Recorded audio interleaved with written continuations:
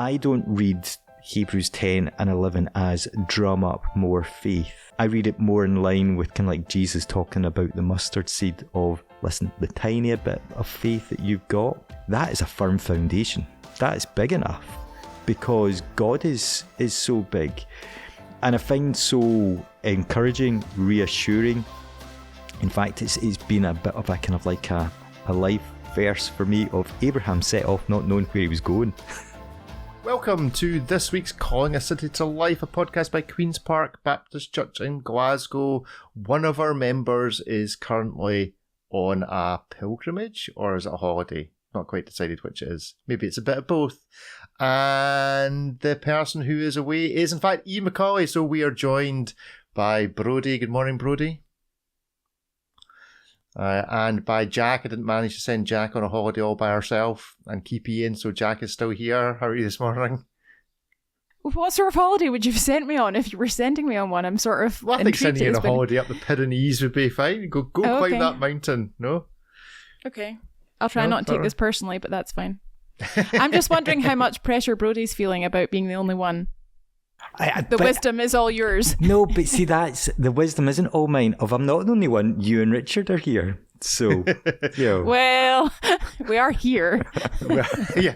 After the morning we've had, we are even fortunate to be here, let alone recording. So we shall see how we get on. We have now sailed past Hebrews 10. Hebrews 10:25 is now but a distant memory. Never.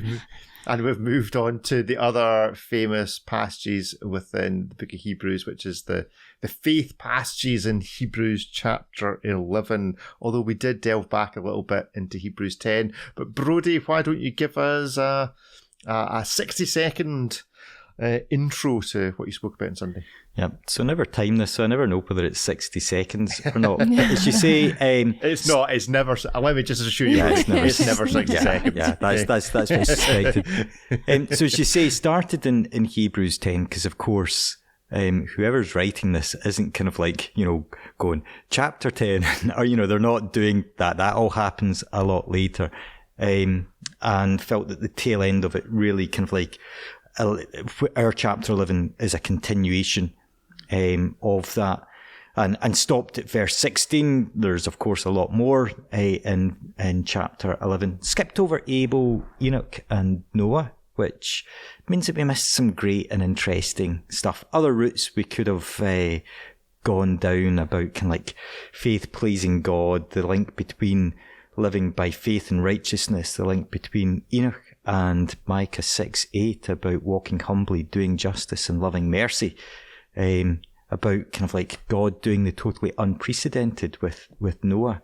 And I think from those verses and from the rest, we learn that faith simply consists of taking God at his word and directing our lives accordingly.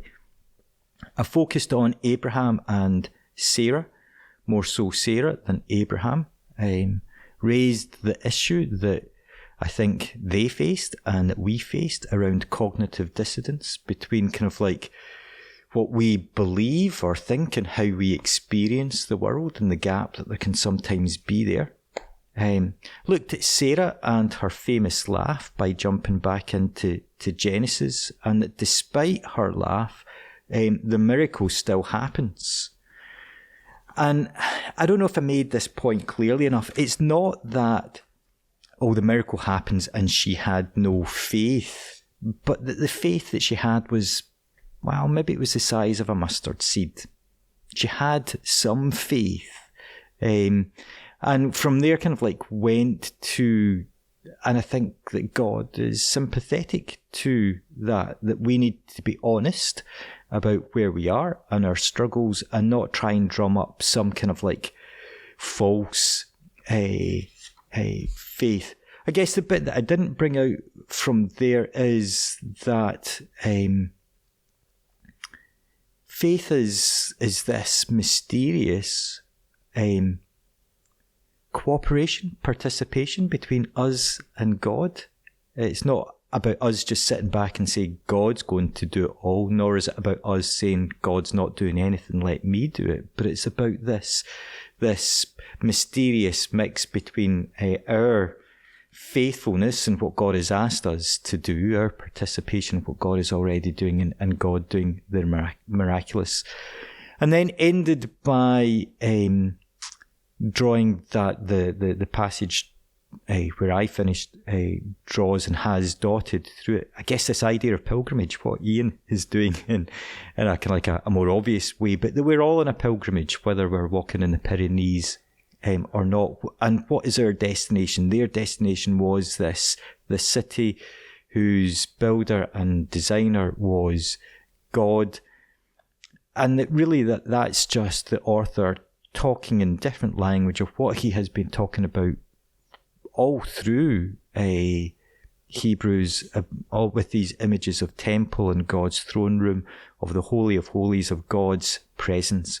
And are we seeking the presence of God? That's the goal. The goal isn't bigger faith. The goal isn't amazing stuff. The goal is our amazing God. You've used a couple of words there, which leads me to ask this question. Is faith a quantity? We talk about the size of a mustard seed, talk about big faith, but then we see the definition of faith in verse 1 of chapter 11. And it doesn't define it quantitatively in that you can have lots of faith or a little faith. It just defines it as being almost digital, like it's a thing it's just a definition. Here, you either have it or you don't. Yeah, well, obviously we see Jesus speaks about faith size, the mustard seed, and all the rest of it. Is there a link between those things? Is one hyperbole of the other?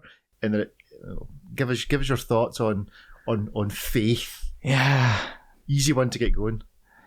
Yeah, I mean, I guess I think the important thing is having faith. And it goes on to say that, doesn't it, of, faith is simply believing that God exists and that he rewards those who seek him. And that's all that we need. It doesn't say we need lots of it or we need a certain measure of it. And I take great comfort from that. We talk about, and I guess faith is one of these words that we use in different ways, because we talk about the faith. Or growing in faith. And sometimes we're talking about different things there. I think there is the danger, isn't there, that we think about, for this to happen, we need to kind of like have a certain amount of faith for it to happen. And that kind of like, for me, that gets it the wrong way round. It makes our faith the important thing rather than God's faithfulness. It's not, is my faith big enough? Because God is big enough. And I think that's part of the point I was trying to make by focusing on Sarah. Of the issue wasn't that, the issue in some sense wasn't her laugh. Because if her laugh was able to stop God's purposes, her laugh is more powerful than God's purposes. So it's good to have, I think, rather than quantity of faith, I think where the emphasis probably is on the quality of our faith. So growing in confidence, being sure. Now, if that then becomes I'm not sure we can quantify it, but if we then use kind of like quantitative terms to speak of that, well, that's great faith or bigger faith, but that confidence that it's a firm foundation, not a flimsy, weak. I was kind of like conscious of, talking of this, of whether it might be triggering to you guys, kind of like, but you're past the foundation stage, you've got the superstructure up, so, Can I ask a question which is probably a bit more practical in some ways? You were talking about, obviously we went back into the end of chapter 10 because you wanted those verses, and you've referenced before that the positioning of chapters and verses is, well, in some ways, I'm not always sure why they're placed exactly where they are. And I know in Revelation we talked about this some as well, and that it didn't feel like it was actually in the right place where the break is. Why has the break happened where it is if these verses in the end of chapter 10 are so important to the setup? So I don't know the definite answer for that. I think because you've got that now, now. Okay. So now faith, it's a new paragraph, isn't it? Right. Also now faith. So that's probably whoever was sitting down, kind of like dividing this up, thought, I'll stick a new chapter in there. It's just the danger if you were reading this through, if you were reading chapters per day or in sections, and then you go to read the next you go to read the next bit the next day, you've almost, if you don't remember exactly what you finished on, you sort of miss part of the setup and how it all connects. It's a disadvantage sometimes. I can remember as a younger Christian kind of like being taught, and with some books this is harder, but read broad and then go narrow. So, read the whole of Hebrews in as few sittings as possible. Some people are able to read for very long periods of time. Personally, I can't. I find that a challenge.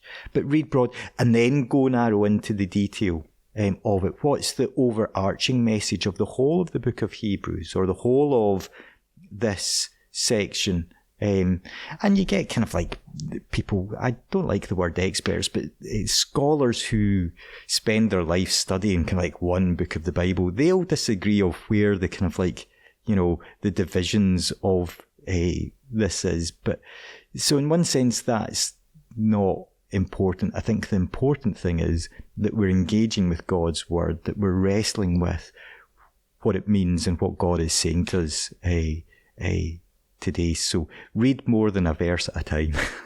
Yes, always helpful.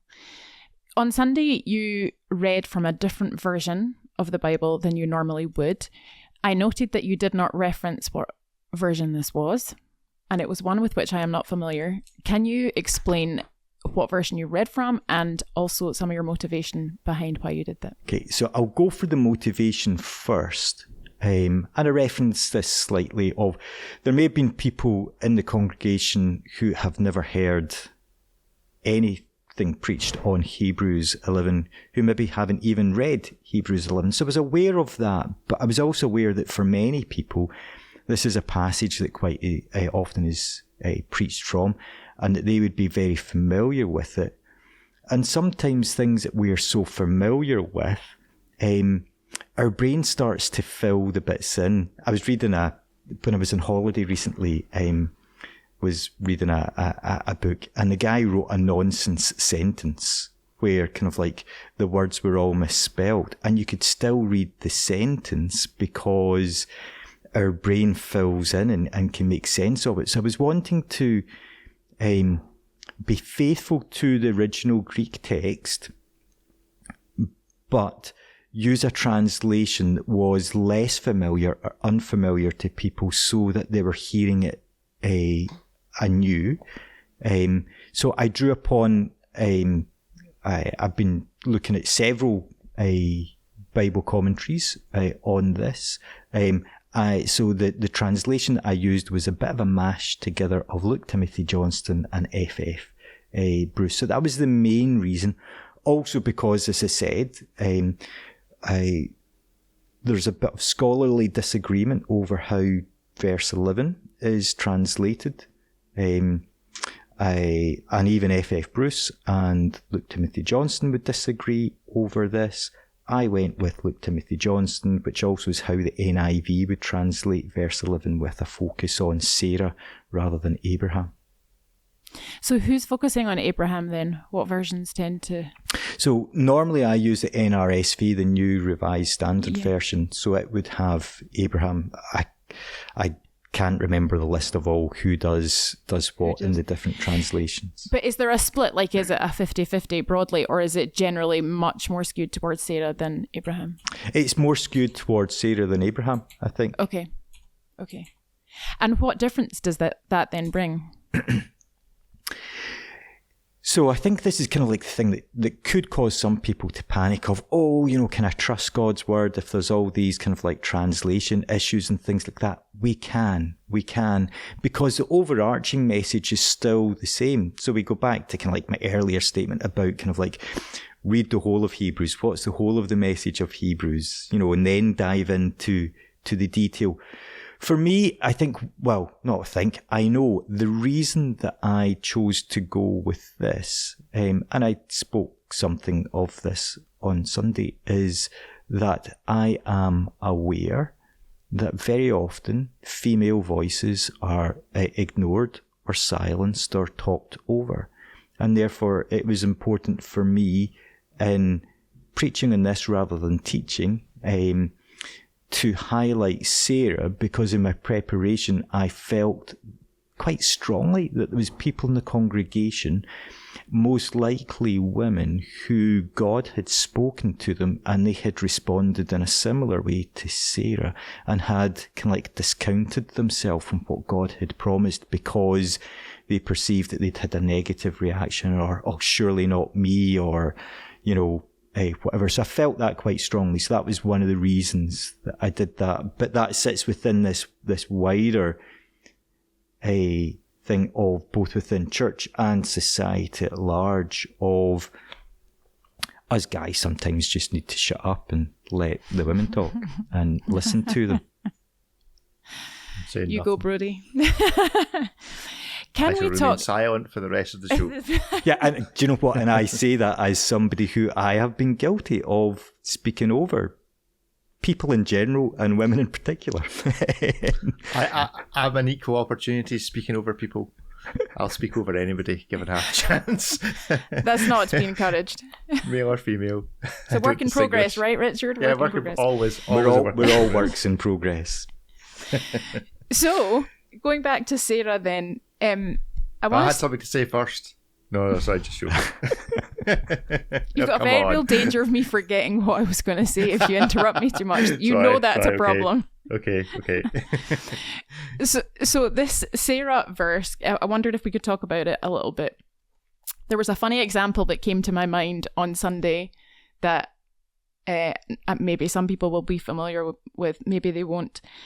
So my very good friend is a personal trainer, and invariably she will be demonstrating to me either some Pilates that she wants me to do, or some weights that she's wanting me to do, or some sort of something that feels impossible. And she will demonstrate something to me.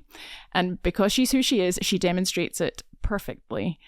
And regularly I laugh when she demonstrates it, because my response inside is, she's kidding, right? Like, I'm not going to be able to do that.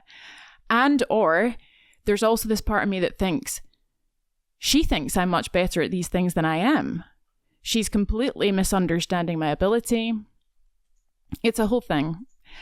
And what's quite funny is it's sort of a joke with us now. I've known her 20 odd years, and I laugh and she's like, come on, just, and it never looks like it looked like when she was doing it. But I can always do more of the things than I thought I could. But I was thinking about it in relation to Sarah and thinking that there's that part, I think, particularly for her as a woman in that instance, where hearing that, she would be thinking, you guys have no idea about a woman's body. Like, you're not understanding. This is ridiculous. How stupid are you all? And I feel for Sarah so much in this, because I feel like I'm her. I feel like my response is hers. And that's the example I was thinking of. I'm not sure if either of you have similar examples. Richard, you ever watch people do things and they're asking you to do them? You just think you can do it, of course, maybe. I know. But my reaction to most things is to chuckle, which gets me into trouble more often than the opposite, by going, you're kidding, right? That's never going to happen. But I think... And I think that's why, kind of like I said, what kind of laugh is this? Yes. So I think traditionally, or lots of commentators on kind of like the Genesis passage have said that it was a laugh of incredulity or a laugh of unbelief. Mm-hmm. Whereas a bit like you, knowing the propensity to laugh nervously because you're thinking, you've got to be joking, you want me to do that? It's nervous reaction that is so in the moment, it's not kind of like being analysed, as it were. And, wondering whether, is that Sarah's response? But also drawing out of the fact that, Sarah, through kind of like the history of the interpretation of that passage and even this, has got like a bad deal, as it were, has been seen of, oh, bad Sarah, she laughed, she showed a lack of faith. Whereas when we read Genesis 17, we realise that Abraham had exactly the same first response. In fact, he fell on the ground laughing. Sarah at least kind of like politely kind of like laughed to herself, kind of thing. And just that, I guess in some respects, the injustice of how the two have been then presented of Abraham, this great man of faith, whereas Abraham's actually a deeply flawed character who makes lots of stupid decisions and lack of faith kind of decisions. And yet, despite all that, he grows and he learns and whatnot. So kind of like trying to recover Sarah in some respects, within all of that, and also to kind of like say that our initial response is not more powerful than God's purposes for us. Yeah, which is a mercy. But how old do we reckon that she was at this point? Well, she's over 90. Yeah. But people are living longer, so it's hard. We can't just equate it with... Yes. But, I mean, I think there's a couple of things. So kind of like the worldview that everybody would have been living with in that period of time is very different from ours.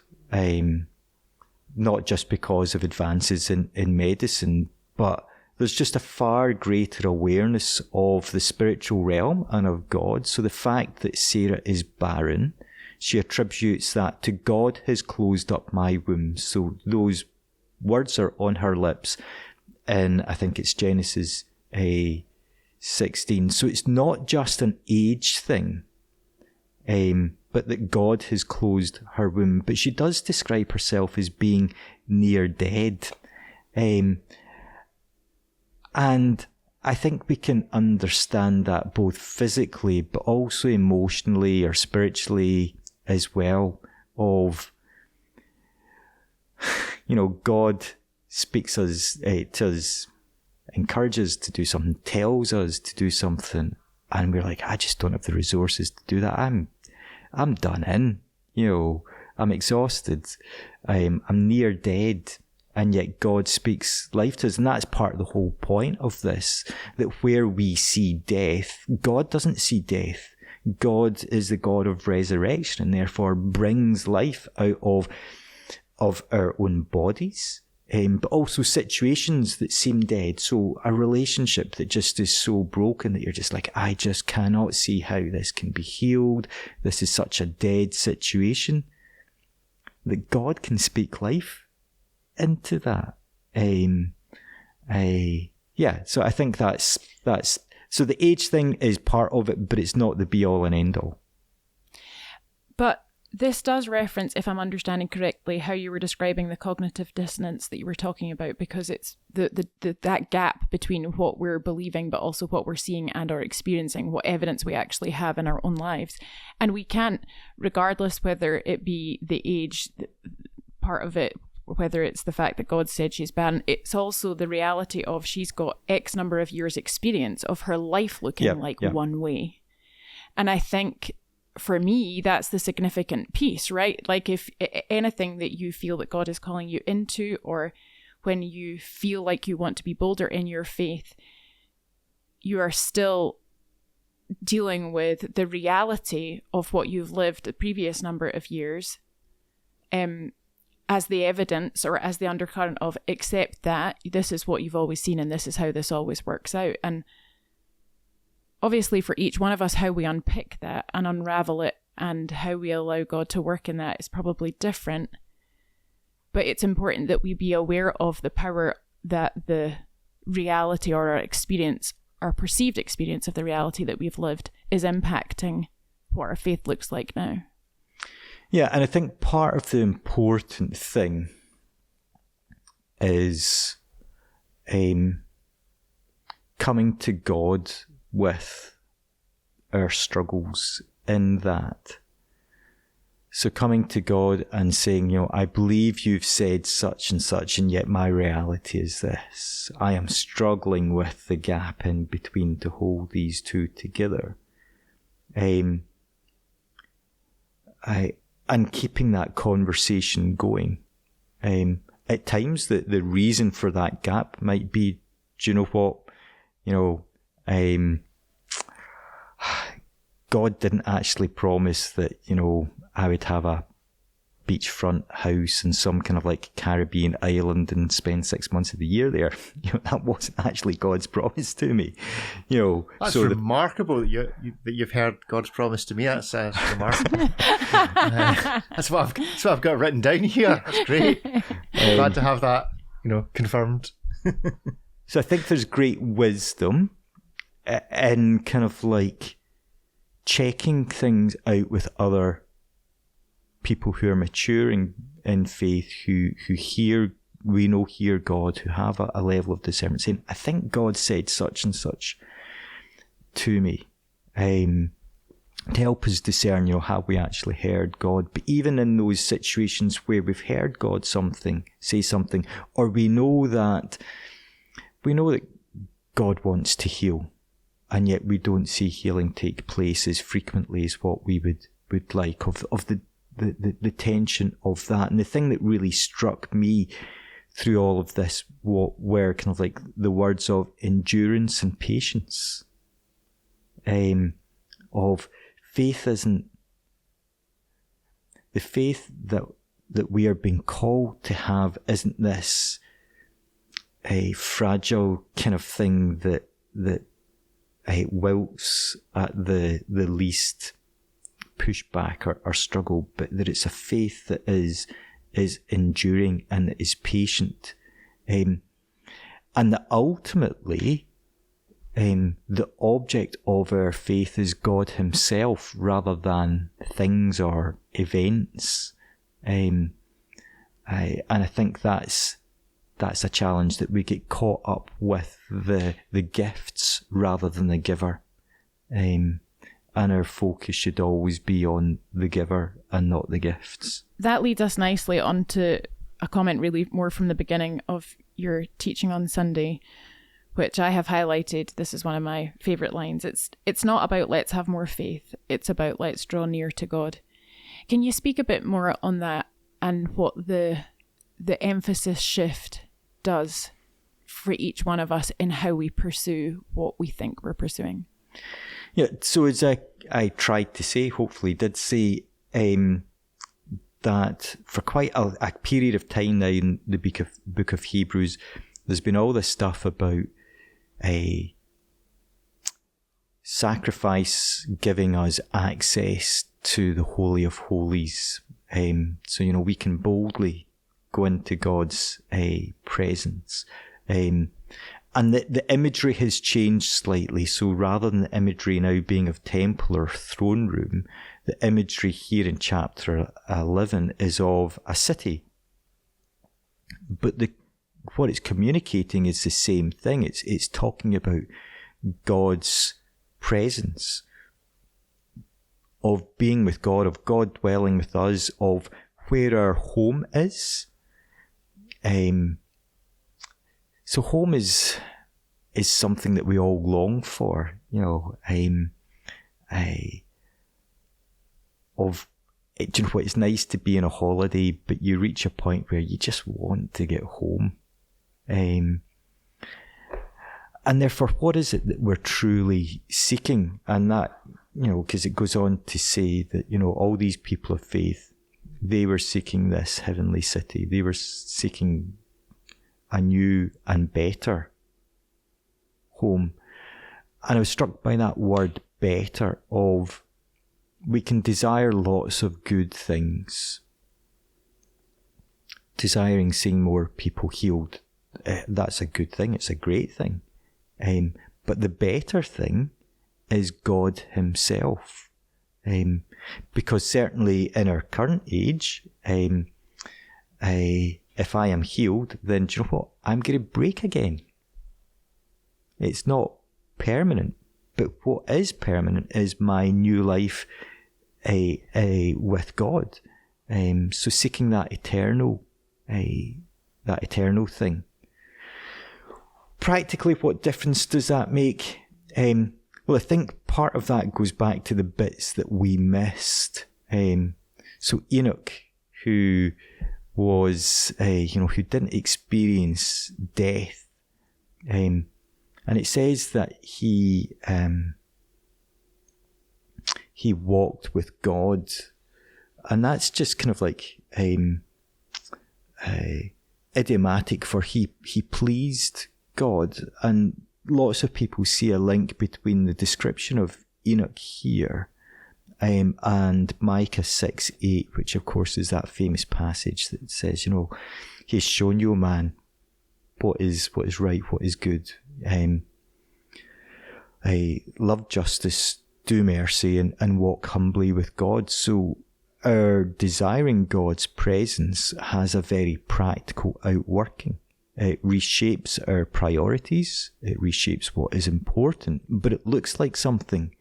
It looks like doing justice and acting mercifully. And of course, we learn what justice is from God.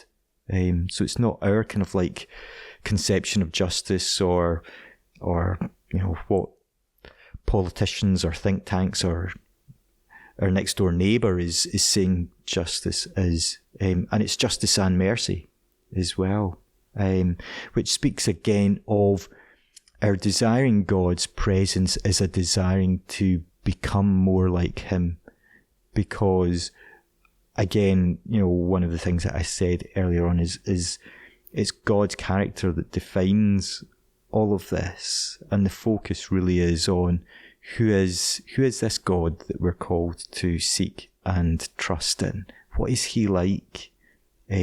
Because we've to become more like him.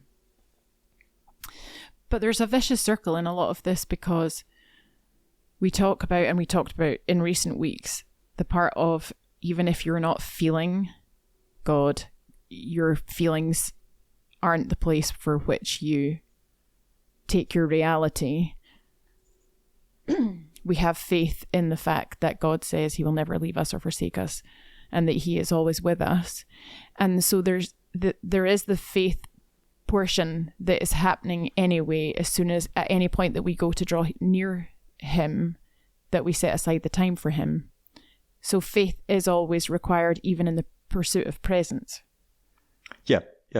So that's I think it was in I don't have it in front of me, but earlier on says, this is what is required of, believing. Yeah, so it's part of verse 6 in chapter 11. And apart from faith, it's impossible to please God, for the one who approaches God must believe that he exists and that he rewards those who seek him. So it's all about approach, but it's simply believing that he exists. And I think, yes, we want to say, do you know what, this isn't dependent on our feelings, but at the same time, we don't want to do the dangerous thing, which is ignore our feelings, because we know that is unhealthy. It does us damage. But to bring our feelings to God, of God, I know that you exist. I know something of your character, that it is good, that you are for me, and yet I am struggling with this. I am feeling all this. I'm feeling rage, or I'm feeling down, or I'm feeling hopeless. Bring that to God. So let's not ignore our feelings, but let's, in faith, with our feelings, come to God and say, I'm really struggling with this just now. God is big enough to handle our emotions. Because I think ignoring our feelings can be really harmful. I mean, it's a good question to ask of, why am I feeling like this? And getting to some of the roots of that. And again, we might need somebody to help us with that, to help explore our feelings and why, is it a circumstance? Is it something in our past? That actually we're feeling like this because God's highlighting it. He's given us these feelings that we might deal with that and move forward. Not that we don't have those feelings again, but actually the next time we have those feelings, we're in a different place with it. This is a wondering that has just come to me as we're talking. How much are each one of us living with a belief that our faith level is not adequate because we perceive certain verses in scripture as being evidence that our faith is the problem? So for example, in this chapter, you could consider, well, I can't have faith because I've not seen any of these kind of miraculous things. Or you can think of verses like, I'm thinking of Jesus in the New Testament, whichever one of the Gospels, and things are happening. It's like, well, your faith wasn't enough for these miracles to take place. So are we all living with a perception of our own faith as being inadequate?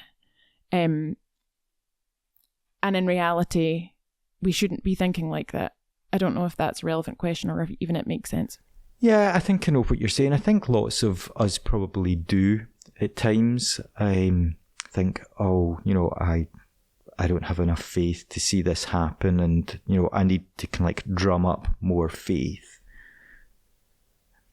And yet I find, and that's where kind of like I don't read Hebrews 10 and 11 as drum up more faith. I read it more in line with kind of like Jesus talking about the mustard seed of, listen, the tiny bit of faith that you've got, that is a firm foundation. That is big enough because God is so big. And I find so encouraging, reassuring. In fact, it's been a bit of a kind of like a life verse for me of Abraham set off not knowing where he was going. He knew the destination, but it was in taking those steps. I thought, for those who weren't there on Sunday or maybe missed this, Nikki shared it wasn't so much a word of just something, a testimony. It was a testimony that she shared of she'd been kind of like sitting, waiting, of almost kind of like saying, once I feel and know God's love, then I can do this. But it was actually God challenged her of, it's in the doing that we receive. It's a bit like kind of like Peter stepping out in the water. Once I've learned to step out of water in the boat, then I'll step out of water on the water. No, it doesn't work like that. It's in taking that step. And I think the other thing that really encourages me and whatnot, it's an encouragement and a challenge of verse 13, and later on this kind of like theme is repeated as well, of all of those died in faith. They'd not received the promise, but from a distance they saw and greeted them. And do you know what? I might not see all that God has promised or said that he would do, but my faith is still in God because I know that his promises are sure and that he is faithful. So, and I think that is particularly important at a time when we are thinking about bigger issues with the election coming up and all that sort of stuff. And some people might think, do you know what, the world's getting worse and the country's getting worse. Where is God in all of this? We're not seeing, things that we would want to see. And yet God is sure. It's a bit like when somebody's, one of those, do you remember there was several kind of like artists did this on TV, and they'd be doing a painting and it just looked like an absolute mess, and then finally kind of like with a few strokes at the end, it all made sense. And I think very often kind of like God working can at times be like that. It just looks like spludges on a canvas and we can't quite see the picture. And that's where seeing the artist is the important bit. Because in seeing the artist, we trust what the picture is going to be like. Yeah, I thought that was quite interesting, because that's what I wrote down as I was listening to you, was politics and the 5-year manifesto. Here we have Abraham not knowing where he was going. You quoted from, or you disagreed with Søren Kierkegaard. Well done for that. The leap of faith versus the step of faith, and yet we are in a situation in politics where we're looking for the plan. What is the thing 5 years from now, when what God is pointing us to in this chapter is, you don't need to know. You don't need to know where you're going. You don't need to know the process, the journey. You just need to take the first step. So we need to know where we're going. So where we're going is the better city. That's where we're going. We're going to the better city. We're going to the new homeland. And that's why we're called to live as strangers and foreigners in this land. Peter famously kind of like uses, that phrase, resident aliens. Recommend Hervas and Willemont's wee book. It's a bit aged in some respects.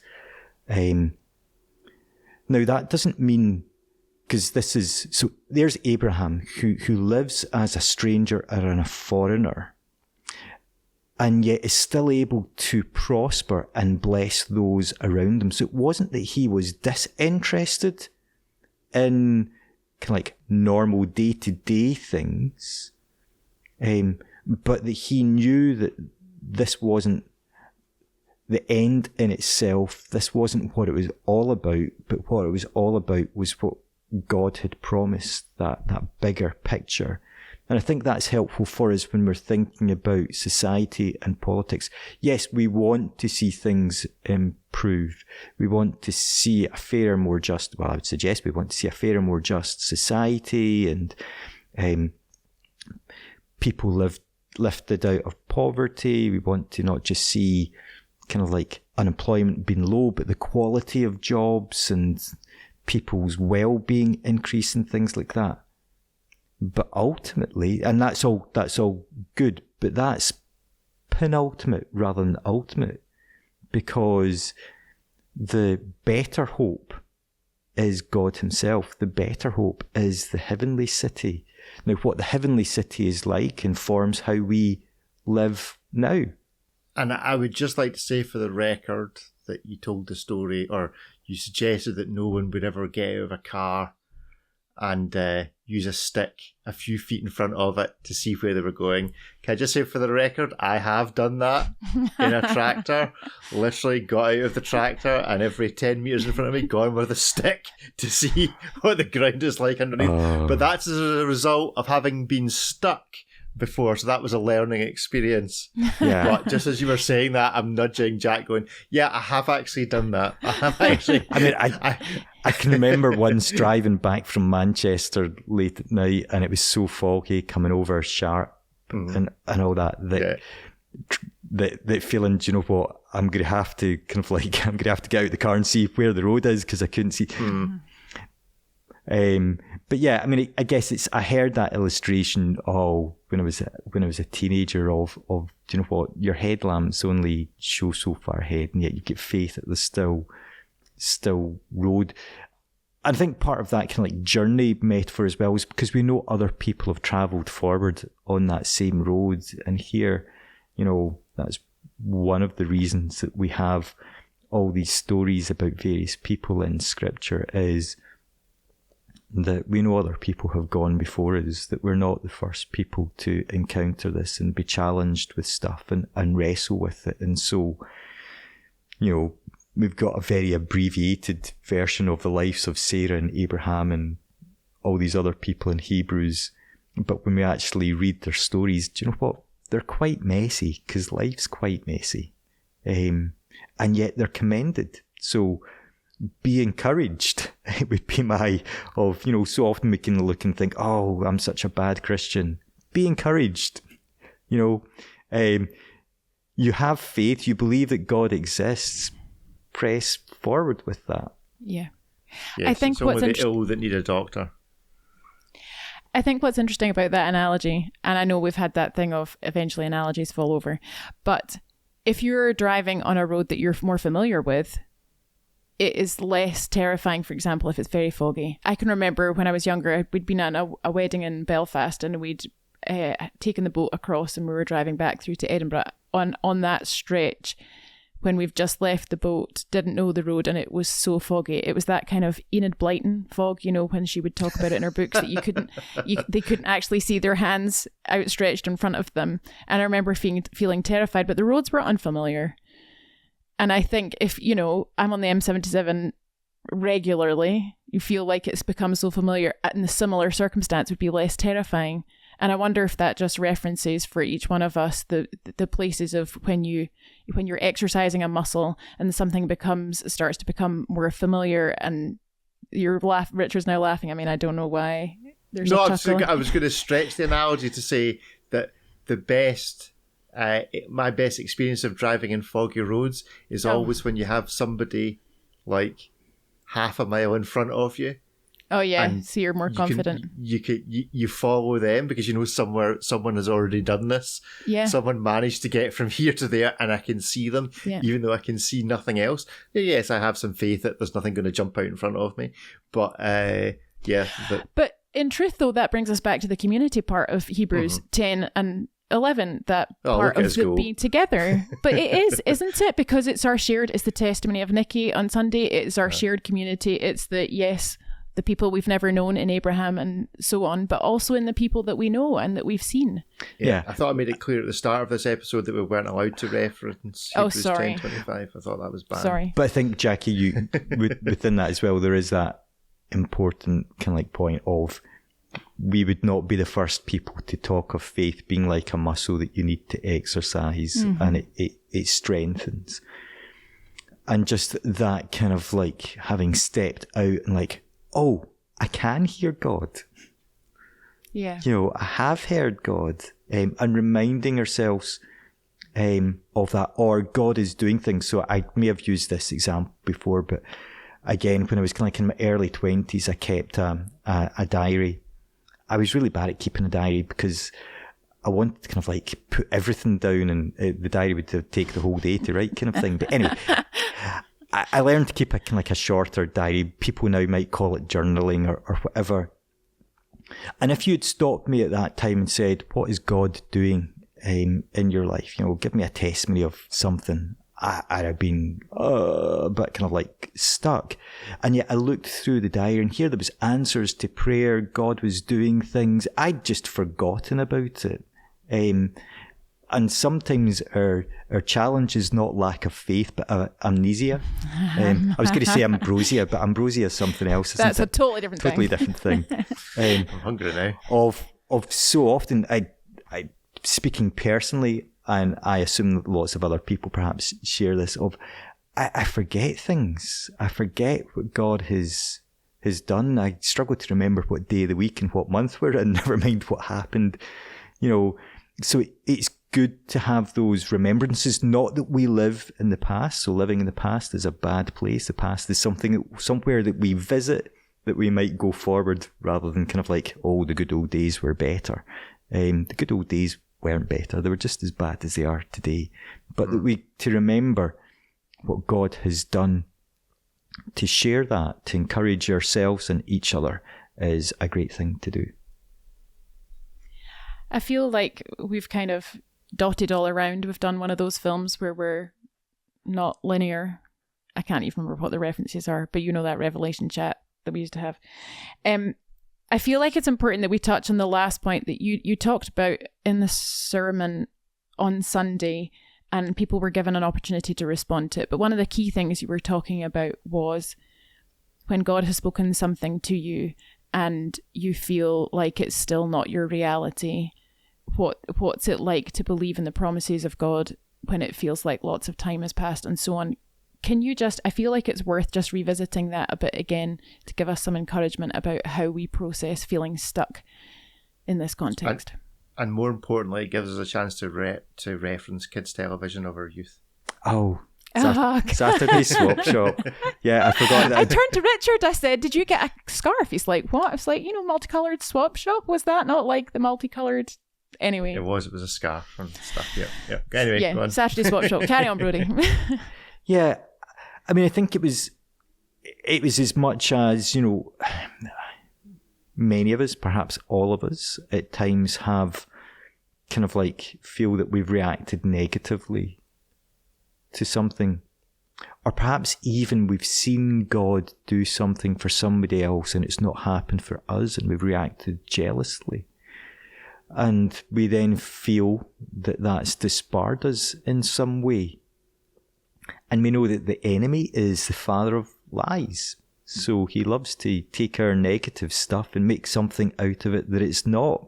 And I think, you know, one of the reasons I homed in on Sarah was, you know, here's something that appears to be negative. She laughed. And then she lies about it. You know, why did Sarah laugh? Oh, no, I didn't. And that would probably be that would be my response, I am sure, if I was in, you know, a similar situation. And yet, God is gracious and compassionate in that situation. You know, Isaac is still born. Sarah is still mentioned here, and I think positively. And for us to be strengthened by that, to bring our to revisit what God has said to us and see it in a fresh light. To go to God with it and have that imagined conversation that I imagined Sarah and God had, or God had with Sarah. Because I think that being honest with God is the important thing. I was struck by the similarity in many senses of Sarah's response, which is a response of hiding what she did. I didn't laugh. Of how similar that was to Adam and Eve, of they'd done something wrong and they hid. So even if we've done something wrong, God is looking for fellowship with us. He's looking to restore us. He's looking to heal us. He is for us, not against us. He's not come to condemn us, but to bring life. So let's not hide, but let's come to God with that, in all that challenge and awkwardness. Because he is the one that has come to call life into situations. There is within that still a chance. So I'm not saying all this is easy or all fixes itself instantaneously, because this passage clearly talks about promises that still aren't fulfilled in their fullness, and of patience and endurance. And that takes me back to the focus is on the giver, not just the gift. Of that's got to be our aim in all of this, of having that focus on God, knowing that He is faithful, that His promises are sure, that we may see them from a distance, but even seeing it from a distance changes our present. I don't know if that answers your question, Jackie, but that was where I was wanting to go with that. Good stuff. Excellent. And if any prizes for remembering who the cuddly toy was on Multicoloured Swap Shop? Oh. There was a toy. No. Was there a toy? Like, it was pre Gordon the Gopher, that kind of thing. No. Posh Paws the dinosaur. What? No? Okay. Right, that's fine. Ringing no bells whatsoever. Ringing no bells. We'll see. I want to know if you've invented that. I'd like any listeners to send in an email to confirm. Posh Paws was the dinosaur, but it was spelt funny because it was Swap Shop backwards. Anyway, that's my... Sometimes it concerns me the things you remember when there are other things that are more important that you forget so easily. Yeah, there are several more important things that I forget.